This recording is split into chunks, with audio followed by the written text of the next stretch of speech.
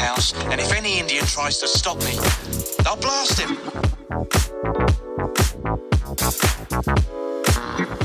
You know, the only thing more pathetic than Indians on TV is Indians watching Indians on TV.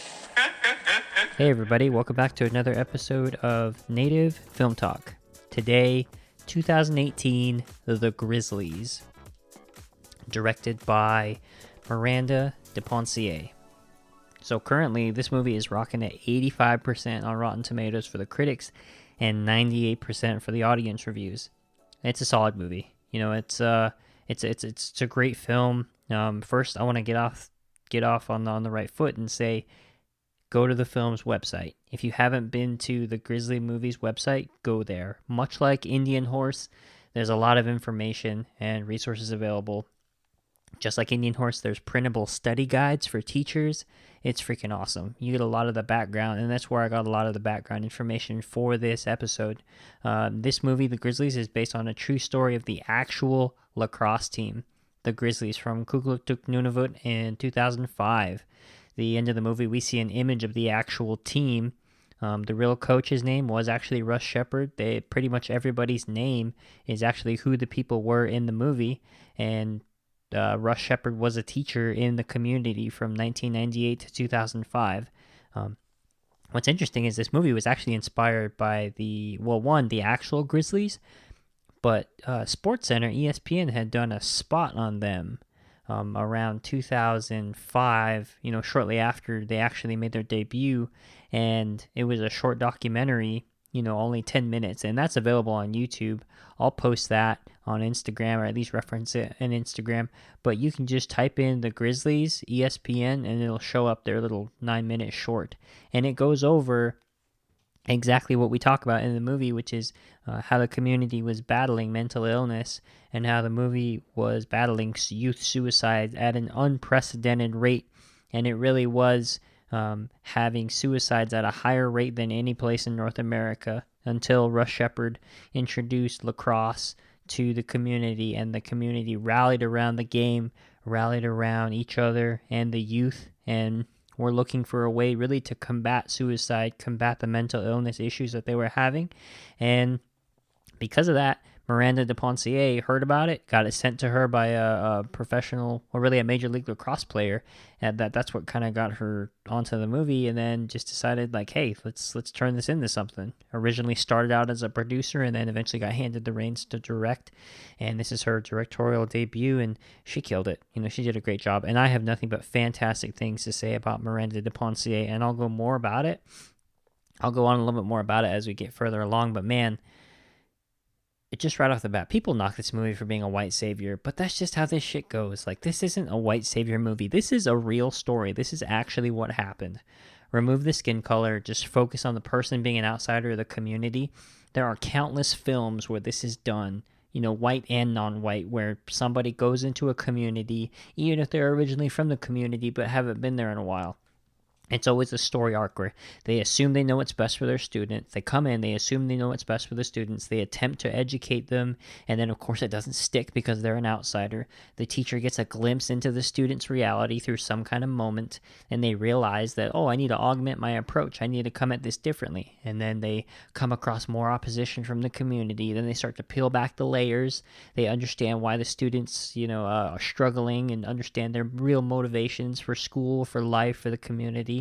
Then they work to gain their trust, eventually gain their trust, and they lose their trust because the kids are used to being let down.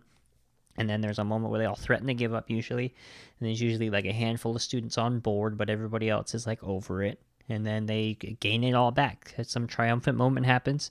Movie finishes with the person being accepted into the community or finding a better way. Movies like Stand and Deliver, Dangerous Minds, Coach Carter, Freedom Riders, even Sister Act 2 with Whoopi Goldberg. Hell, even High School High with John Lovett. It's just a movie trope, but also it's real life. Like, that's what happens. Like, I can attest to this being from the reservation. John Lovitz. I could always say John Lovett. Yeah, and like these movies, they're real life. I mean, that this is what really happens in real life. I mean, as a person who grew up on the reservation, had white substitute teachers, had non-native teachers throughout my entire life that would only cycle through, last a year, maybe 2 years.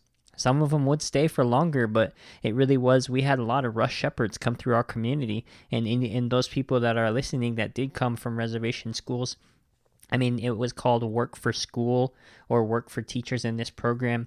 Work for School in this movie, but really Teach for America. There's always been these government loan forgiveness programs that help these underserved communities where they have high turnover in their faculty, and they ship these people in from out of town, out of state, sometimes out of country, just to who are not familiar with the state. I'm sorry, or the community, and they serve their time, quote unquote, to just get what they need from the community, whether it's job experience or loan forgiveness, so they can get the hell out of there.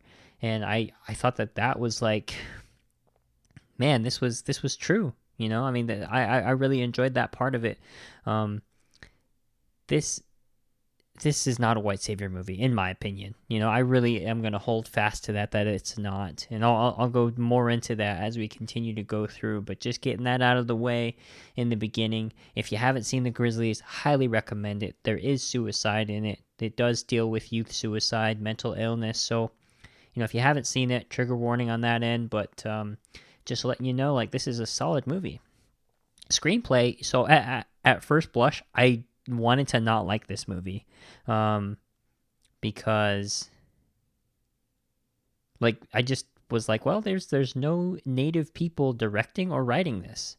Like, how can it be a great movie? But then I watched it and I'm like, how, like you couldn't even tell that non-native people didn't write and didn't direct this. They had two key Inuit producers that were on board. And you had a director in Miranda De Pencier that was extremely careful with everything. But then you had two non-native writers. One was Graham Yost, who is the writer of Speed. You know, good God, Keanu Reeves, Sandra Bee. But then also there was Moira Wally Beckett, who is a writer on Breaking Bad. So you had two solid, amazing writers putting this movie together. Despite that they were two white writers, this movie was about natives, and it was freaking fantastic. You know, this is proof that it can be done. While it is, I think a lot of it has to do with, like, they're recanting a true story. So I really think it's a little bit easier to tell a story correctly when you have actual lives, actual people to consult. But it's you can also hose this up. But the co-producers, I really want to talk about those two people. There were two Native women on the production team, on the team of producers, and they were Alethea Arnica Barrel and Stacey Alok McDonald. And Stacey McDonald is actually from Kugluktuk, and she's a neighbor to Emerald McDonald, who plays Miranda in the film. Miranda De Pencier really leaned on them. And all the interviews that I heard and interviews and articles that I read about this movie leading up to it and afterwards, she was leaned on them heavily, was very open and said she doesn't know shit. You know, how do we not fuck this up? She literally said those words during when she was at TIFF, during the premiere of this movie at the Toronto International Film Festival. She was like, she went open to them and just like, hey, how do we not fuck this up? How do we make sure we make a solid movie? Because this movie is a shining testament to how a non-native person is just looking to do the right thing when telling Indigenous stories and taking the time and care to understand the issue, which is the most important thing. She assumed she didn't know because she doesn't know. Just like, I mean, less about her being, I think, a non-native person. I think it's more about her just not being from the community. We saw in the movie Russ Sheppard, he shows up and he wants to help. He's an educator. It's not like he's just somebody trying to sell them something. Like, he's just trying to educate children. But he is not successful because he makes a lot of assumptions about the community. He's an outsider. And so Miranda saw that and was like, I'm not going to get it right. I need you all help. You know, I need Alethea and Stacey McDonald. I need you two to help me get this right. And had a lot of respect for the actual people, didn't want to misrepresent them, and so they killed it. Miranda De Pencier, Actually, this is her second film she directed. The first film she directed was a short film. It was called Throat Song, and it takes place in Nunavut, a small, I can't even say the name, but it's basically really just a short story featuring Indigenous people, and it's a testament to show where her heart is and where she really has a lot of her interest in accurately representing Native people, and I thought that was so cool. So she already has experience working with natives and telling their stories. The short film's only 15 minutes, but it's loaded with Native actors, Indigenous actors. So this movie is phenomenal. I mean, this is the now Lacrosse movie. You know, this smokes Crooked Arrows. If you've seen Crooked Arrows, this is a much better Lacrosse movie. I just think it's a much better overall. It's just a much better Lacrosse movie. But Miranda De Pencier, she did a lot of work. You can see her care that I'm talking about in the cast review. So that's where we are. Let's get to it. She specifically wanted Inuit actors for the film. And because there weren't enough Inuit actors working in film and television, she scoured the north, the entire like Arctic Circle, like north of the 60th parallel, and really just all of Nunavut, looking for kids to be in this movie. So she reached out to 25 communities, just like in the movie Kukluktuk. Like those 25 communities, they were all fly-in communities. There was no way to get there. You couldn't drive to these places. You had to fly in. So it was incredibly expensive. She said it was almost to the tune of like $400,000 just to freaking audition kids. And this is initial auditions, not the actual one to like, you know, get them into the movie. So she reached out to 25 communities. And I thought what was so cool was when there were instances where they couldn't fly to the communities or the kids weren't available for interviews, they would mail them cameras and they would say, hey, film yourself and then mail it back to us. You know, they just made every effort possible. And that's because of Alethea and Stacey McDonald, and along with Miranda, obviously, but they really wanted to make every attempt, you know, and her, Miranda De Pencier's words exactly, quote, we wanted every kid in the North to have an opportunity to audition for the film.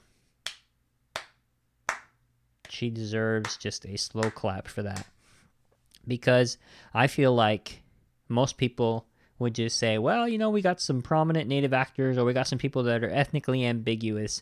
Let's get a Navajo, a Mohawk, a Cherokee kid up here, and you know, get some white kids that can maybe pass as Native because these guys are pretty light-skinned up here in this area. So let's get Brendan Routh and really lean on his Native ancestry. Hello, Crooked Arrows. You know, I mean, Crooked Arrows is an example of where they did that. I mean, he was fresh off of Superman, so obviously he was the draw. But man, it's like Miranda did what we wish non-Native directors would do, non-Native casting directors. You know, people that have the control of our stories were just like, man, I wish they would do that. And she did. Auditioned about 600 kids in the Arctic Circle, and then they eventually refined it down to about 60. For those 60 kids, they didn't want to just like be a typical white person. She didn't want to just like take something from them, take just what she needed and then leave. She flew those 60 kids to the Eastern Arctic and gave them something that was lasting. That was a big thing from Stacey and Alethea that they talked about there. Like, we want to give these kids something that's going to last because they're coming from their communities. They're being flown out to the Eastern Arctic for a specific reason, and we're just going to take something from them and then send them back to their homes. It's like, no, we need to also offer something. We need to demonstrate trust. We need to earn their trust. So when they brought them in, they just didn't want it to be like, oh, they didn't want this time in their life to be like, oh, a time in their life where they, oh, hey, remember that one time the white lady came and sent us to those acting workshops? It's like, no, like, so they kept them for like a week and almost had like a camp where they gave them acting workshops. There were acting lessons there, but also they brought in Inuit instructors to teach them throat singing, drum dancing, mask work, filmmaking, hip hop dance, and photography classes. And they gave them these skills so that they could take it back to their community. For those kids that didn't want to be in front of the camera, they were like, hey, here's all the other things that you can do. You can film edit, you can do camera work, you can do gapping, all this stuff about filmmaking. And then when it was all done at the very end of the camp, they told the kids, like, hey, by the way, if you want to audition for the film, you can. They didn't make them audition. It was like just a service to the community. You know, that's how you garner trust. You build up the kids and give them things that they can actually use and tell them they're special. Tell them about these other kinds of things that are available to them outside of their community, or things that they can take back to their community, more important. And it's not just a transactional relationship. And I love that. And so from that, they started casting a lot of these first-time actors. So I'll go over the actual cast right now, but I just want to give that quick blurb before. So one of them is Nils Allen, a.k.a. Boo Boo Stewart, as Kyle Aviak. So this guy's interesting. He is Scottish, Korean, Russian, and Blackfoot. He's a lot of things. But he also has some controversy around his native heritage. This is kind of like almost like a Kelsey Chow situation.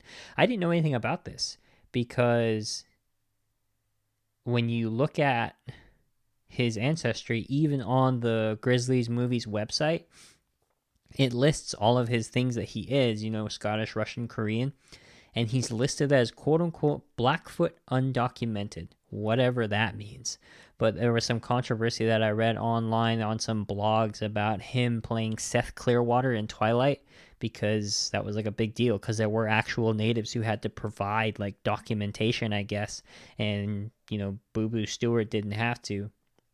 But regardless, I mean, this guy's a prominent actor. He's in a lot of film and television.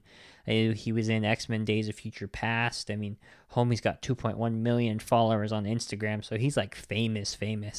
Regardless of his native ancestry, you know, he plays Kyle Aviak, a person who grows up in a house where there's domestic violence, because we find out his father, Eric Schwig, is a survivor of the residential school. So... And then we have Emerald McDonald as Miranda, and she's actually from Kugluktuk and is Inuit. She's the neighbor to Stacy Agluk McDonald.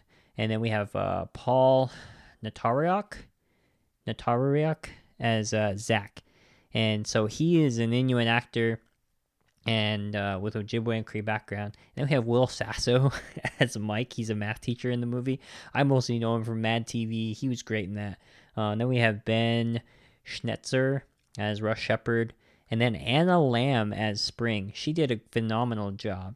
This was actually her debut acting role, and now she's used that to springboard into Trickster. She's on that show, Trickster. So I hope that, you know, despite everything going on with Miranda, I almost said Miranda Lambert, Michelle Latimer, despite everything going on with Michelle Latimer and all that, you know, turmoil over there, I really hope they can continue to go, you know, making Trickster happen for more seasons, because I think it gets people like Anna Lamb opportunities to, you know, showcase what they can do in front of the camera. And then Eric Schwig is Kyle's dad, and most famously as Uncas from Last of the Mohicans, and he was the lead role in Skins. And we had a few other people that were first-time actors. The person who played Pete was a first-time actor. The person who played Adam, whose parents were Indigenous. So his name is Ricky Martin Patakian. I'm butchering that. I couldn't find a pronunciation online, so that's usually how I get my pass. But he was a person who was not attending school for the majority of the film, and he was one of the people that he knew he had to convince to bring some people onto the field, because he was like a respected person among the youth. So let's go ahead and get started with the plot. So the movie opens up. It is a true story. It's opens up with historical footage of like Inuit people. They're in starting out in traditional clothes. It's like this montage slideshow, and then transitioning to them being in residential school. Photos of quote unquote civilized kids in their bunks posing in front of the schools, looking unhappy and lost. And then it sets the stage for how these communities were impacted by residential schools. You know, the first actual scene in the movie is there's a kid walking to the outskirts of the town, looking over the vast landscape, looking over the vast, you know, white snow and areas, and just, you kind of feel that you're not really sure what's happening. He just is standing out there, but then he's got a lever action Winchester with him. He ends up committing suicide. And then there's a stat that flashes onto the screen: Nunavut, the Arctic 2004, highest suicide rate in North America, based on a true story. And then we're introduced to Russ Sheppard on the plane. He's sitting on the plane looking over Nunavut as he's flying into Kugluktuk, and then he asks the passenger next to him, "How long have you lived here?" And the guy responds, 6,000 years. And then just begins to, like, no reaction. I love that. But the guy he's sitting next to is Tantu Cardinal, the principal's husband. So when he lands, he's picked up by Will Sasso. And also when he lands, they unload the stuff on the plane. Massive case of whiskey arrives with the passengers. The essentials, quote unquote.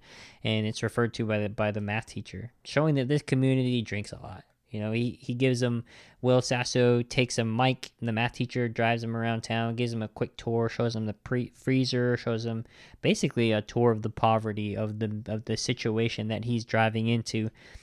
And we learn that Russ Sheppard just graduated college. He was given like a short window to accept the job, and he did. So he has no idea what he's in store for.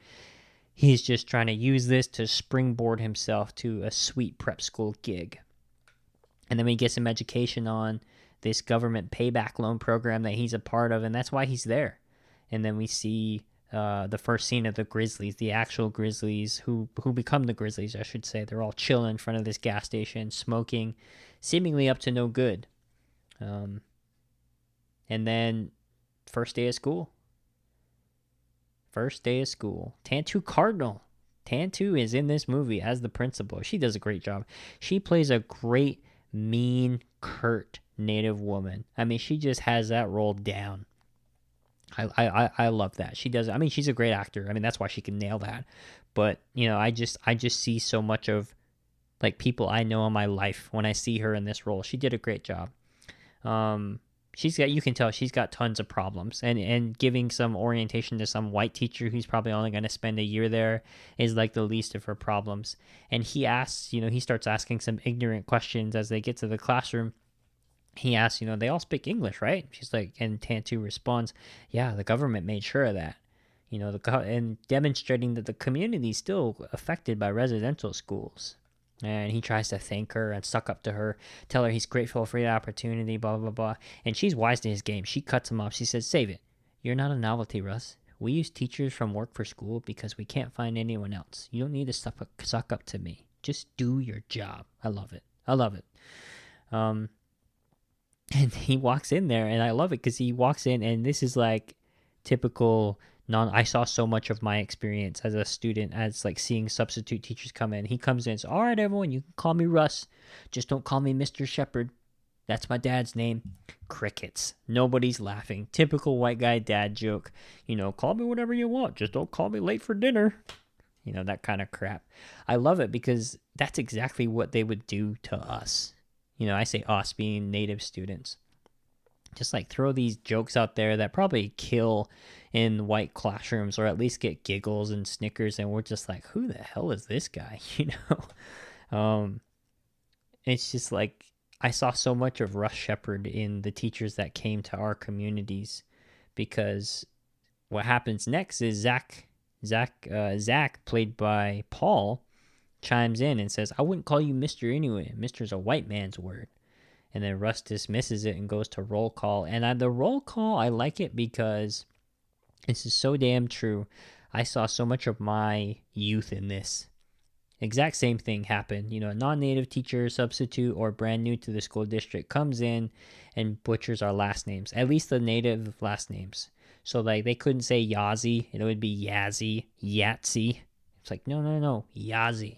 Wanika, Tenakomva, Masayamtiwa, Siwinyama, Sinajini, Hatatli, Deschini, Nakaidine, Saganitso, like all these native last names, basically any names that the government didn't change, they would butcher them. And so the kids, after a while, it was just like in the movies where they're like, you know what, you're not the first person to butcher our names, you're not the first person to mispronounce it, just say it however you're saying it, fine, screw it, fuck it, yeah, that's good enough. Like that happens, and that world of compromise, I never really thought about it, but compromising even something as simple as how to pronounce your name, you start that compromise at a young age as a kid, and you're saying like, yeah, close enough, it's okay. You don't need to validate my identity through what my people call me, what we're referred to as a community for, probably time immemorial. No big deal. Just go ahead, say it how you need to say it. And that was always a relief with my name because my last name is Allison. But fun fact, that's like the government name that was given to us. My original family name is Zani Sosi, but when the government came in, they're like, yeah, Allison works better, we'll give you that name. That's like the family tale anyway. But I can tell you also that this was a great scene that was true, because you lose a lot of respect for your teachers in this first interaction, because that's the first thing they do when you start the class. All right, class, roll call. And when you can't even say their name or make crap attempts to say it, one, you show that you're an outsider, and two, you can demonstrate a lot about yourself, about how you blow through that. When you go through a roll call list and you got like 20, 25 students, and you can't even say half of the student's last name correctly, that says a lot about you and where you come from. And so when you come in and you say stuff like, oh yeah, I demand respect, respect isn't earned, it's demanded in this classroom, blah, blah, blah, So then he gets eventually to the name of the student that committed suicide, Jason Midovic. And, so tension in the class is starting to build. And Russ is like, where the hell is everyone? First day of class, what the hell's going on? And then Paul chimes in again. He's like, yo, homie, how bad did you mess up? Why are you here? He's like, you really don't know what's going on, do you? And then he puts his foot down. He's like, in my class, respect will be demanded, and you will receive it when you earn it. That shit never works. But it happens. It still happens, And at that point, Zach tells him in Inuit, and dickheads are boring. And then eventually it escalates to a situation where Russ is just like, get the hell out of my class, Or not get the hell out of my class. He's like, fine, you got yourself a day in detention. And Paul's like, all right, cool. Zach's like, all right, I'm out. He's like, no, after school. And he's like, nope, I'm done now. And then Russ goes to the front door, tries to do his Coach Carter moment where he shows the kids who's boss. He says, if you want to leave, you're going to have to get through me, and then gets laid out by Zach. And I thought it was funny because I was shocked because they actually put that in the movie. Not shocked because it actually happened, because I've seen that happen in class. I've seen that happen to a non-native teacher, because they can just back themselves into a corner with their own ignorance, just saying more and more stupid stuff. And then of course the teacher only lasts a few days, and then we got to get a sub for the rest of the semester, and then until they can try to find an emergency teacher, all that crap. But I love that they put that in the movie. This is authentic. And then we see Russ at the store next with the math teacher Mike, and he's pissed because Zach didn't get suspended. And we learn that these kids love suspension. They love not having to come to school. So that's like having them come to school as more of a punishment. And Russ has this situation. He's like, I don't understand why these kids don't want an education. They don't want an education so they can get the hell out of here. That's a huge misunderstanding of the community, because yeah, some of us want to leave. Also, there are some of us that never want to leave, and it's all for different reasons. But there were always non-native people that are like, oh, you got to get off the reservation. You got to leave. And he's saying this with an earshot of the grocery store clerk. And she's just giving him this what the fuck, who's this guy look? And then Matt, Will Sasso, says to him, spoken like a true Halunat. And he's like, what's that mean? Asshole? White guy. Same thing. It's an awesome line. Halunat, Bilagana, Wasichu, Bahana. I know how to say white person in 4 different languages. 5 if you count English. Because in every language, there's always a what the fuck with white people moment. It's just why is it that we are in movies and television, when it comes to native people, we can always end up white person always comes up, because it's they're always talking about the white person in the room. They're always talking about the ignorance of the white person not understanding, or white people in general just not understanding something. There's a barrier. And it's always out of frustration. It's always of just why do we have to deal with this? And I love it because it's true. I mean, you can say what you want about that relationship, but someone that comes from outside the community that doesn't have that respect, that refuses to understand, that comes with an understanding that is rigid, that's what you're met with. And then we also see in that store his total stuff of like really what should come to like $30 comes out to $325. And it's just, bag of chips, $16 for a bag of chips. We see then this like scene paints the situation for why these kids don't go to school. They don't go to school because they got to hunt. Why would they go to school when the community relies on subsistence hunting? Like, it doesn't make sense for them to do that, And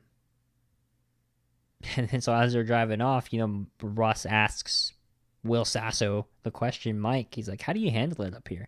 He's like, man, I do the same thing everybody else does. I drink. So clearly alcoholism is a problem in this community because there's nothing to do. There's nowhere to go.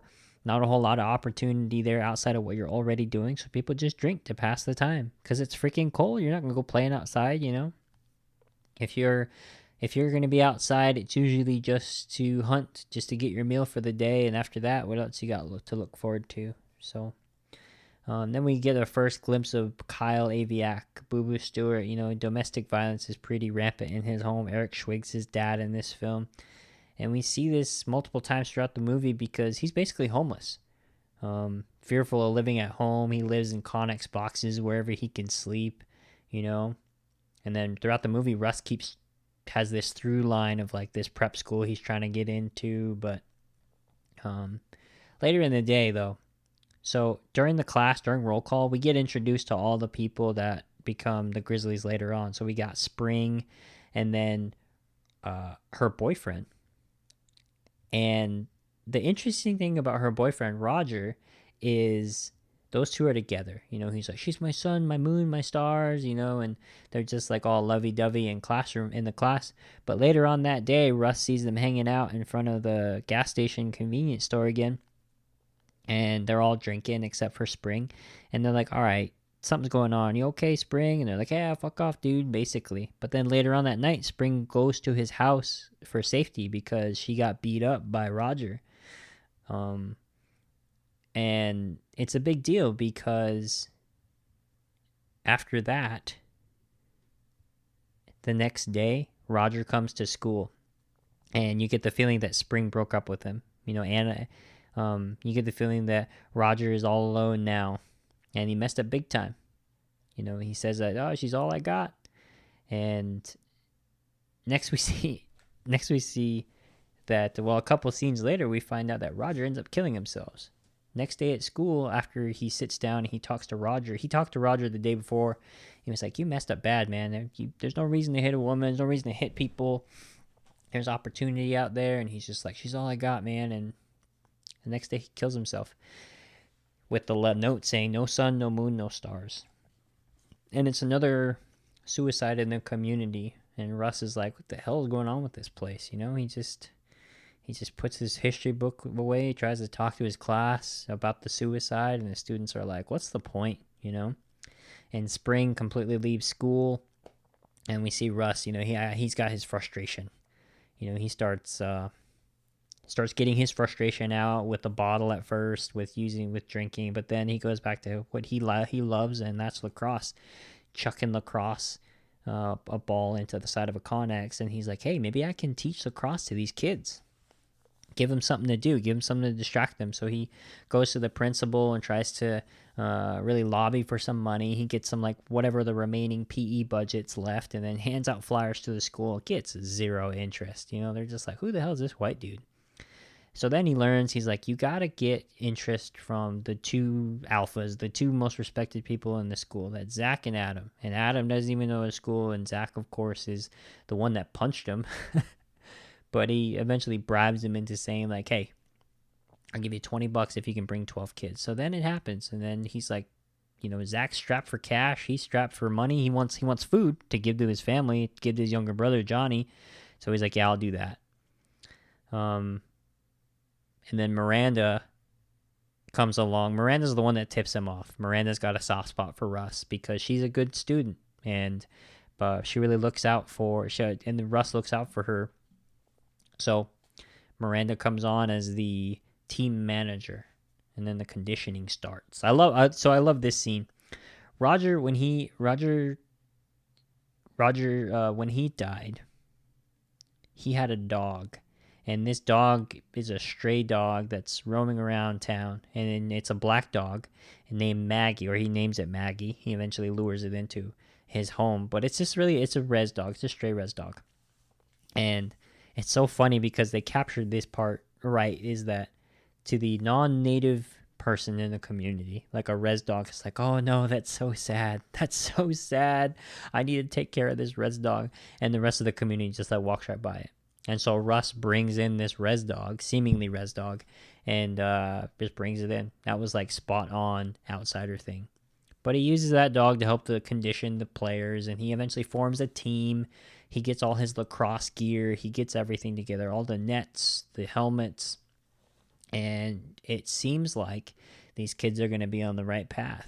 He tries to educate them about the game, but they're like, we just want to play. And I love the training scenes because the soundtrack in this movie is phenomenal. They have Inuit throat singers in the soundtracks. They have Indigenous artists represented and in the background music, and it's awesome. And we start learning traits about the community, about the boys through these training montages, like who's the alpha, who's the quickest, who's the most aggressive. Kyle's like the fastest person, and Paul is clearly the leader. Zach is clearly the leader of the group, and it's pretty cool. It's pretty cool that they just kind of continue to carry the scene. There wasn't just a lot of like montages, Kyle's dad, though, during this montage gets interrupted because Eric Schwig gets arrested because he broke his mom's arm and he's got to be sent to jail. And it's interesting because this next scene, Kyle is talking to Russ, and he's like, I don't blame my dad because he's a residential school survivor. That's why he is the way he is. And I know that isn't him. And that's no joke, like the impact of residential schools. Like Eric Schwig just has a temper throughout the film. Kyle's dad is just a dick. He's just angry. He's abusive. You don't see alcohol involved, but you assume there is. And you wonder why. If you have not seen Indian Horse, like look at that movie and look at this movie. You can see how residential schools affects people differently. But still, the trauma affects you during, obviously, when you're experiencing it at residential school, but also afterwards, and how it resonates throughout a community. And the next like series of events in the movies are showing like, while these kids can glom onto something like lacrosse that takes them away from, that can distract them from their day-to-day and help them potentially with their mental illness issues and mental health that they're working on, that they're trying to work on because of all the suicides that continue to happen to their peers, their friends, their community members. It also shows the cost of taking these kids who are supposed to be hunting, who are supposed to be learning, are supposed to be taking care of their families, because Kyle, he was at practice. And while his dad attacked his mom, if he was at home, he blames himself. He's like, if I was home, I could have stopped it. She broke her arm because of me. And then we see Miranda, her sister, is like holding down the house while she is at school, while she is being the team manager. And her sister gets mad at her. She's like, the responsibility is on me now. We make sacrifices, family first. And this is real. This is a real piece of what happens on reservation schools. And some of these people, like, they have cattle, they have livestock, they're homesteaders. Like, they don't have running water. You have a lot of responsibilities that come before games and school and practice. I know a handful of people in my own community that never played football, that never played basketball, but in PE, they were like the best athletes. And it's just like, hey, I got all this stuff to do at home. I can't play. And we just never got a chance to see them be on the team because they had responsibilities. And I love that they show that actual like quarrel, like that actual part of like that quarrel with all of the kids. And so Russ is trying to teach them also like next about ownership. He tells them like, hey, you guys all take your lacrosse sticks home now. Don't ever let it, I want you to sleep with it. I want you to eat with it. Everywhere you go, take it with you. And that's your girlfriend now, he calls it. And in real life, this happened. Like Russ Sheppard, he cried a little bit when he watched this during the premiere, because he's like, he actually did that. And just thinking about how powerful that was to see those kids like connect in that way, with something that he loves, lacrosse. He thought that was so cool, something that he brought to the community. He introduced to the community, I should say. But then as time passes, we learn that Russ has entered the team in nationals, into the national lacrosse tournament. And they, how I figure they did this is because they're representing Nunavut. They're the only team representing Nunavut, so they are the national team for Nunavut. And I figure that no other team in Nunavut has, or no other, city, town, community has a lacrosse team. They're probably the only one, so they represent them in nationals. He tries to tell the kids, and they're like, Toronto, what the hell is that? It's a big city in the south. And they're just like, what, a city? We get to get on a plane? We get to get out of here? And they're just like stoked. But now this is where the real work starts. And this is like exemplifying how disconnected Russ is. Because in the regular world, non-Kukluktuk, like this stuff just falls together. Just like the community gets excited. Parents start giving out money. People just start making things work. Not here. Russ didn't think this through. At this point, he's like, how are you going to raise money for this? Just to fly one kid is like $2,000, $2,000 for a plane ticket, and Tantu tells him, the principal says, like, broken promises are dangerous here. The kids are happy now, but then when we find out we can't send them, what are you going to say to them then? So they start, formulating a plan. Eventually they get everything together. But during this like plan where they're formulating stuff, they're like, hey, we can make an in-house league. We can charge admission, charge concession. We can make some jerseys, separate, make some teams. Whoever wins the house league gets to represent us in Toronto. And I'm like, awesome, great. But as they're doing this, there's like scenes of Zach showing him he's struggling to eat and put enough food on the table for him and his brother. And while we continue to see these kids thrive on the field, seemingly, at home, you start to see the taxing that this is having on their people, on their families, by them spending more and more time away from their families. And, coach has this like find each other moment with their eyes closed, because as they're playing in these games, they're trying to get them better also as a team, get them more cohesive as a team. And I thought this was cool because Russ Sheppard recalled that scene when he was actually seeing this for the first time. He said there's a scene where the kids are standing in a circle, and in character, Russ asked them to close their eyes. That was really emotional because I remember that day. I remember being out in the ball field and asking them to do that. So that was really emotional scene for me because I guess I didn't realize at that point I was trying to get them to do that. But all I was trying to get them to do was trust each other and trust me. And then the montage ensues, and they're just trying to get $35,000 raised to get them to Toronto. And while they're playing, everything's happy-go-lucky. But like I said, at some point during this movie, it's not all good times. Adam, whose grandparents, don't want him to be in school, they show up and you're like, all right, you're pulled from school, you're pulled from the house league, you can't do anything. And then we learn that Zach is like struggling.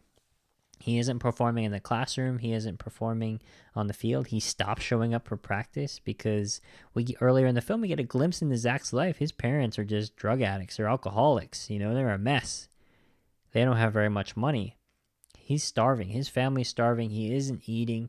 And Coach Russ just does the typical coach thing of just like, you know what, you're soft.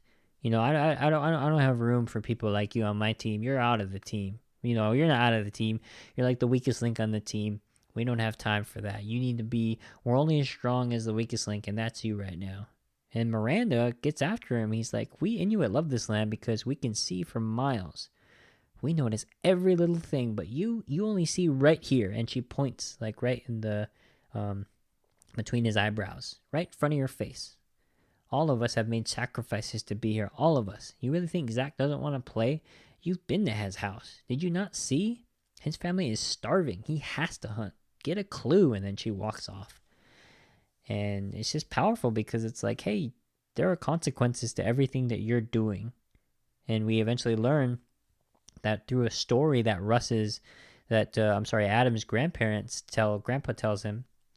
And he just has no idea, I love it. So the next scene is Russ Sheppard tries to go to Adam's grandparents, and tell him, like, hey, Adam's a good player. I want Adam to be out there. I want Adam to go and do this.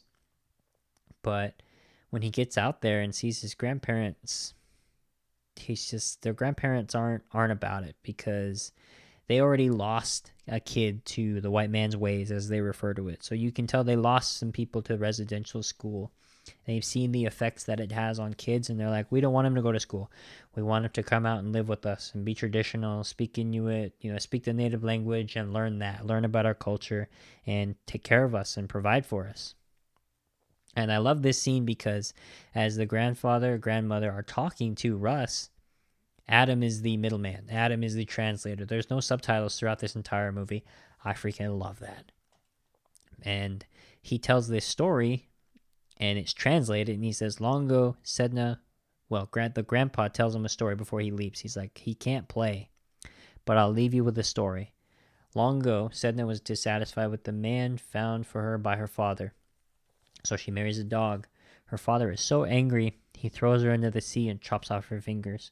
Her fingers become the first seals when a shaman is sent out to dry her tears. She releases the seals to the hunters. That's the end. And this is cool because Adam's like, he's like, I've heard different versions of that, but it all ends with her getting her fingers chopped off. And it's cool too because the last thing he says to his teacher, Russ, he's just like, elders often don't answer your questions. They just give you a story. And that's so true because that's what they do. You're supposed to find the meaning in the story that they tell you. And really, it's just a story about consequences ultimately. And it takes a while for him to grasp that and learn that. But why that's pertinent in the story is we start to see the consequences from continuing to practice and play in these leagues. We say Russ getting a letter from his dream job. We see that Kyle, comes home. His dad's come back from jail. Miranda's sister, sets her books on fire because she wants her to not go to school anymore. She doesn't want her to go help with the lacrosse team anymore. Zach's still trying to get food, stealing from homes and dumpster diving. While all that bad's going on, though, Adam is allowed to come back to school. Flash to the final game of the House League. Winner goes to Toronto. And then so eventually it ends. But after the game, they reveal their new name and new jerseys, the Grizzlies. And up to this point, they were the Wolfpack Warriors, among other names, because Spring had designed the logos and all that good stuff. But still, there's one problem. It's like money. How do we get the money? And then so they have this cool scene where they're like, okay, the only place we can get this money is the diamond mine nearby gives us some money to spend to quote unquote keep the peace in the community. We got ourselves on the agenda. We got an opportunity to advocate to give us the remaining amount that we need to go to Toronto. And during this meeting, they bicker about it. The community's just like, we got more important stuff than some fancy vacation. We need food. We need better roads. We need better lighting. We got all this other stuff. What about the other kids? Yeah, okay, you're talking about helping the kids of Kukuluk, and that's great. But you're only talking about helping these kids that want to go to this lacrosse tournament. And the vote appears it's going to be tough, and eventually it doesn't go through. However, Adam's grandmother comes out and saves the day. She gives this great speech, and of course, she's speaking her native language, so Adam has to translate. And it is, and I quote, "She doesn't like the white man's world. It has brought nothing but sorrow to her people. She didn't like it when she found out her grandson was playing a strange white man's game. Then again, she wasn't keen on snowmobiles the first time she seen one. Yes, tradition is important, and one of our most valuable lessons Inuit have learned is we must adapt or we will die. We must learn how to live with the world beyond our borders." And then Adam goes up and tells them, like, hey, lacrosse gives us hope. We forgot how to be hopeful as kids. As kids, we forgot how to play, how to be joyful. And he looks at the council and he's like, if you guys can't even give that to your youth, then, you are not, you are basically the community is beyond repair if we can't even give joy to the kids, basically. And I love it because they overturned the decision. They're going to Toronto. They celebrate pizza party at Russ Sheppard's place, the coach. And this is important because this frames what happens next. Zach, throughout the movie, has been taking care of his younger brother, Johnny. And he's been telling Johnny throughout the movie, like, hey, I'm going to take care of you. I'm going to look after you. He sings him lullabies. He really looks out for him. He steals food for him on his behalf. Whenever he got that $20, he went and bought his little brother stuff. And Zach goes up to his coach, and he's like, man, Johnny's going to love it in Toronto. He's like, what are you talking about? I can't bring Johnny. This is just for the players and coaches. And there was a big misunderstanding on Zach's part because he thought he could get Johnny to go, and he doesn't. And he's like, well, shit, what's Johnny going to do about food and everything else while I'm gone? And so he leaves the party disappointed. Next day, he's with his brother. He made him a lacrosse stick, a wood lacrosse stick, and they're playing and tossing a ball around. They talk about how Zach is going to become a professional lacrosse player. They're going to leave Kugluktuk and get their own place, and they're awesome. They're doing great. But then later that night, Zach's like, okay, if I'm going to go to Toronto, we need more food.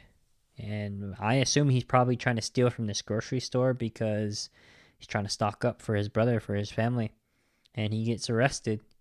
And Russ visits with him, and, Russ is trying to console him. But at this point, Zach is like beyond consoling because he's like, this is strike 3 for me. I already got 2 priors. With this arrest, not only is lacrosse out the window, but I'm going to get sent away to juvie outside of this community, and his little brother is going to be actually alone, what he never wanted in the first place for a temporary time, but let alone permanently. He's depressed, and he has this great, powerful scene where it shows him breaking down. I mean, magnificent acting. And he thought he could get his brother out of town. He thought he could get out of town, but nope. And Russ goes home like devastated, just like, what do we do about this kid? Zach, he's got such a good head on his shoulders. He's got a lot going for him. He has so much potential. He has hope finally for the first time in a long time. And then he goes back to the jail to go to talk to Zach, and we found out that Zach killed himself. He hung himself in his cell. And then the snowmobiles go running again. And then during the funeral, the team are the pallbearers. His poor brother's holding his lacrosse stick, and it's just devastating because you see that this is what the community was trying to combat throughout this entire film. And these kids, they rally around each other. Russ is ready to leave, pack his bags. He's like, I'm out of here. And Miranda's like, you're such a wimp. You want to run away after shit doesn't go your way? Try living here. Try living here where nothing goes your way all the time. You get to come as a visitor. You preach about resilience. You preach about being tough on the lacrosse court and the lacrosse field. But then when it comes to you, one bad thing happens to you and you're leaving. So then she takes him to the team. It's like, look what this team's trying to do. Stay for us. Stay for the team. And they're having a healing circle. They talk about the struggles that they're battling, showing that this community is like fed up with suicide, that they're fed up with all of this happening to the youth, and the kids take it into their own hands. Lacrosse aside, they're just community members banding around each other, talking about the struggles that they're having within their own lives and being open about it and honest. And as a team, they decide we need to still go play for Zach. Yeah, it's messed up, and yeah, we're sad, and yeah, we're mourning, but we need to go do this. We need to go to Toronto. So it's a powerful scene, and they do go to Toronto. Kids have a blast. Never been to Toronto. Never seen skyscrapers before. Basically, this is like the end of the movie. They play 3 games. They get absolutely smoked in every single one of them. I mean, you think about it, there's a reason why. Because this is nationals, so every team that they're playing is all the best teams from each province. So, so they're playing the best freaking players, and they're overmatched. They failed to score a goal in every one of their games until the last one. They finally score like 1 goal.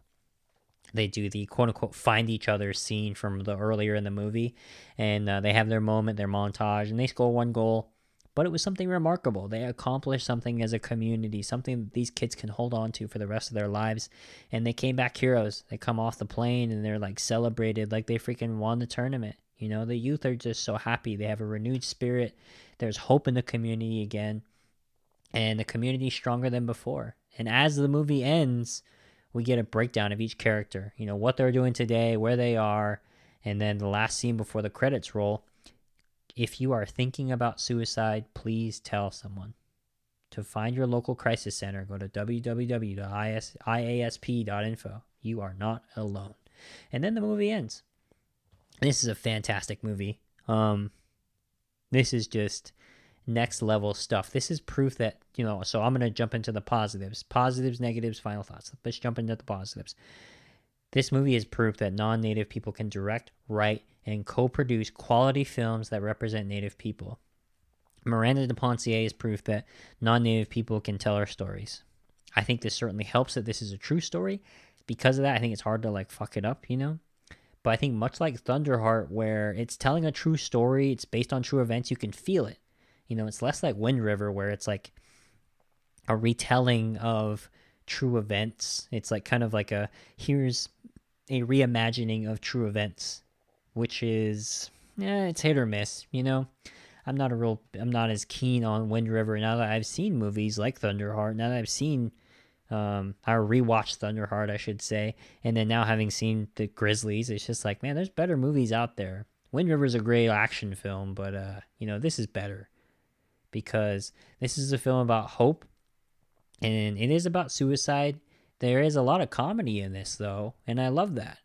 Because it's so difficult to talk about, you know, and frankly, it's not talked about enough, and this is trying to, like, normalize these conversations, and, you know, it's, I'll go a little bit personal here, but it's not understood, and some of these kids are like, you know, some of these people that watch these movies are just like, I don't understand why they don't talk about it. You know, I don't understand, like, after one suicide, blah, blah, blah. But it's like, when you're in this situation, I used to have, after college, couldn't find a job, I had, like, looming debt over me. And I was living at home with my parents, not contributing. So my parents were stretched thin. You know, with me living back at home, with all of my bills compiling in, and I had like debilitating panic attacks after college. No matter what, 2010, there were no jobs out there, you know, so I had like major anxiety issues. And it was the same thing of just like, suck it up, pull yourself together. There was just not an understanding of mental health issues. So you like internalize a lot of this crap. And when you do get to that point where you do have like suicidal thoughts of like, oh, things would be better if I'm not around, things would be better, like it's so easy to like get into that and be stuck there. And so I saw a lot of that with these kids of just like, when you think that's your only option, that's your only option in your world, you know. And I'm just speaking from my experience. I'm not talking for anybody else on anybody else's behalf, but it's very easy to see that. And in my time, because of my, you know, personal experience with it, while I never did, you know, actually attempt it, I certainly had those thoughts. Why I bring this up is there have been times later in my life where I've had these conversations with people about suicide and how I got to, you know, kind of that dark place during that period in my life. And other people have too, you know, seemingly, you know, you're just hanging out with people, you get to know people when you're working, and you break casually comes up from time to time. Obviously you have to really be comfortable with the person, you know them very well, but you know, the more people have had interactions with those deep dark thoughts and deep places, and I think that's what this movie wanted to show, is that really the lacrosse isn't the answer. While it did work for this community, coming together and getting to know each other more and getting to a place where you can sit down in a healing circle and be comfortable enough to talk to your fellow person sitting next to you and saying like, hey, this is what's going on in my world today, and I just need someone to listen, and I just need someone to tell me like I'm not crazy. I just need someone to hear me and see me, and I love it. It's a great movie, you know.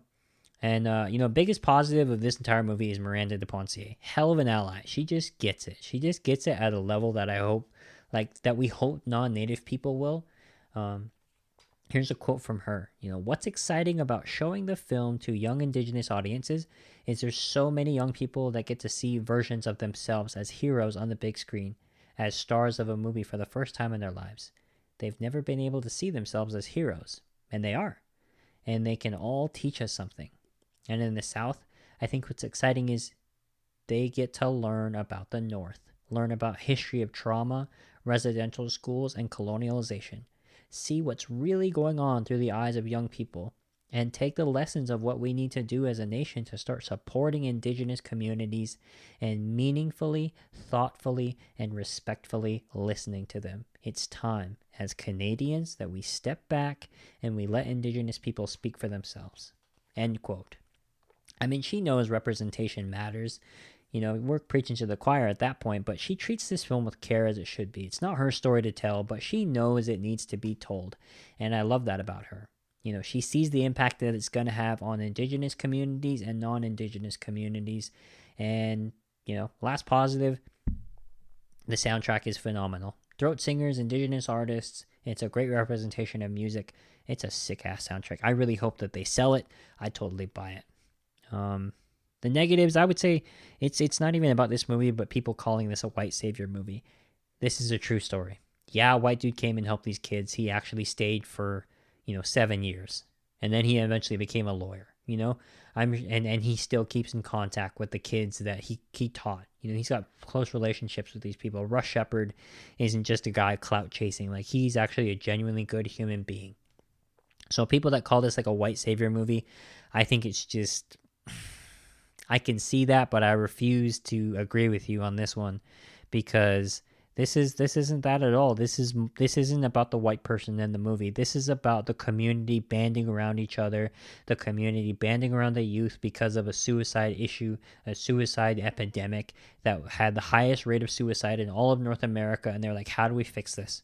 Hell, we'll take anything that can bring these kids together. It just so happened to be lacrosse.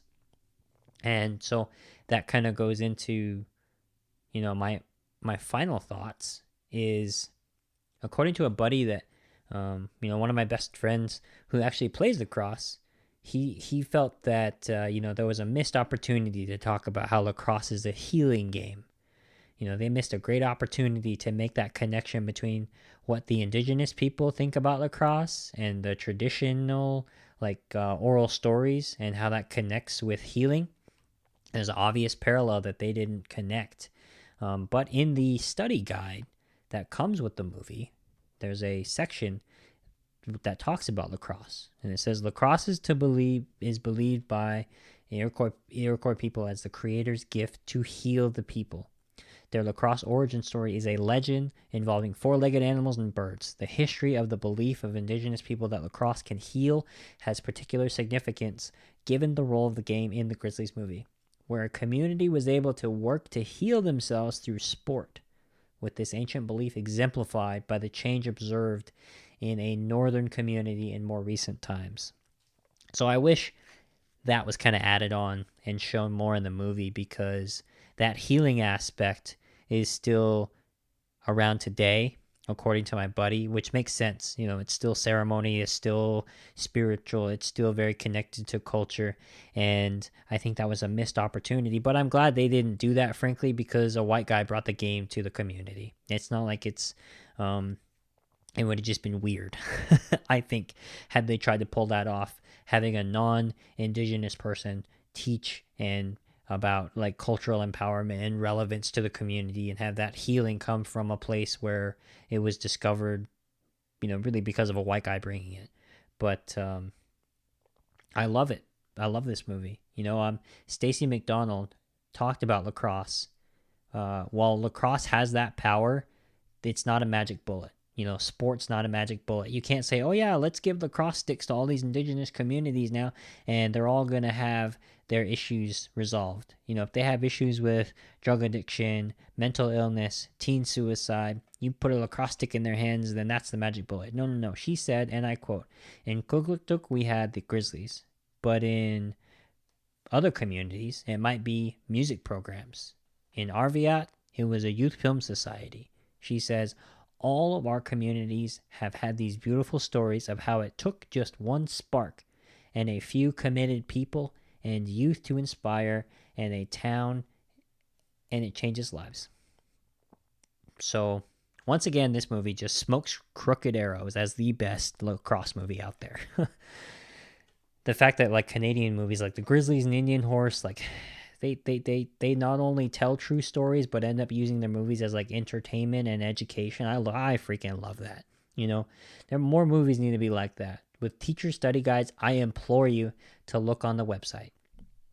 To look up, if you have any questions about the movie, you can go on to the website. It has all the questions answered that you probably have. It has a lot of detail, a lot more detail than I have.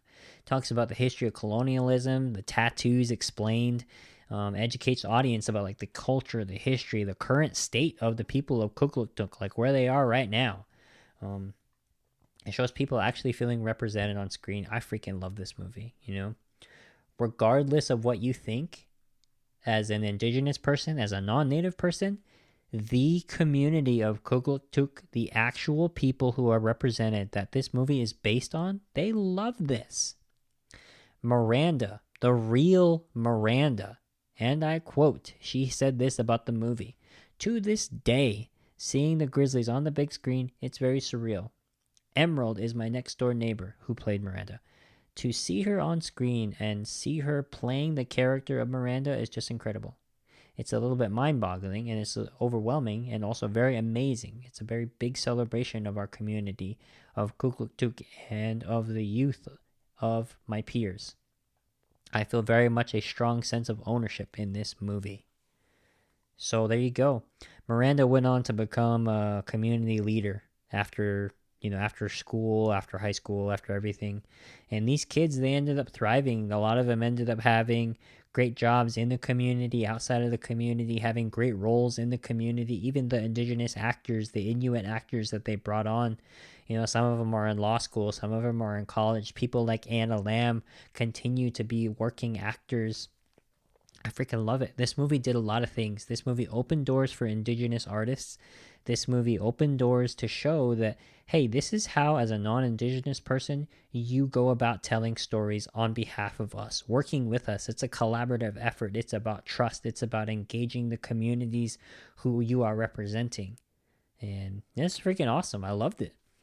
I also stumbled across, so this last thing before I go, I stumbled across this it's a mockumentary of sorts called Halunat, Why White People Are Funny. It's a 2006 documentary. It's basically like how white people got to, like why white people think that, why they romanticize like Inuit into being Eskimos, quote unquote, that whole phenomenon. I plan to do that at some point. I added that to the list. But so the Grizzlies gave me a lot of things. I really enjoyed this. Miranda De Pencier, I freaking love her work. This movie. She also produced The Beginners. She just has a lot of great things going for her, and I hope she continues to collaborate with Indigenous people in film because she knows what she's doing. She gets it right. She just flat out gets it. I think at some level that other non-Native people just won't get. If you haven't seen the Grizzlies, highly recommend that you watch it. Go watch it. It's available on Netflix. That's why I chose this film, because it became available on Netflix recently. It's fantastic. So, as I end all of my episodes with, will I show this to my son? Of course I'm going to show this to my son. This is a fantastic movie that can spark a conversation about mental health, maintaining mental health, mental illness, and really getting these conversations out to the open. I think it's certainly obvious that this experience affected these kids obviously what led up to it was negative and during was negative, but afterwards it left a lasting positive impact on them. And I think that's just a great message to have with Native youth and a great conversation to have with Native youth as early as possible to talk about the importance of, hey, if you're going down a dark road, if you start having thoughts that, you maybe will harm yourself or you are less than, like, let's have a conversation about that. Let's talk about why that is. If we need to get help, we'll get help. But right now, hey, it's just me and you. Let's just have a conversation. If I'm not the person you want to talk to, is there someone you're willing to have that conversation with? Let's go find that person. If you're not ready to talk right now, that's okay. Let's have that conversation later. I really think that this is a great movie to kind of open that conversation, open that pathway. So, of course, I'll show this to my son. Maybe someday we'll go to Nunavut. That would be awesome. I've never even heard of Nunavut. I'm going to be very honest, my ignorant American ass never heard of Nunavut until really I started doing this podcast, when I saw that, when I had to look at all of the territories in Canada to see where people were listening. So, all right, everybody, that's all I have. Y'all have a good one.